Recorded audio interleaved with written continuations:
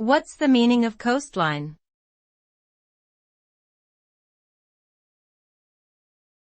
Coastline.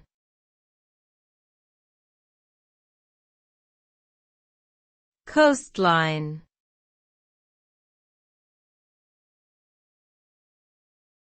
Coastline.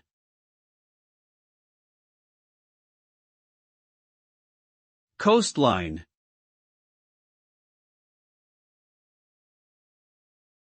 A coastline is the boundary between a landmass and a body of water, such as an ocean, sea, or lake. It is made up of various features, including beaches, cliffs, bays, and inlets. The length and shape of a coastline can vary greatly depending on factors such as the level of the sea, erosion, and tectonic activity.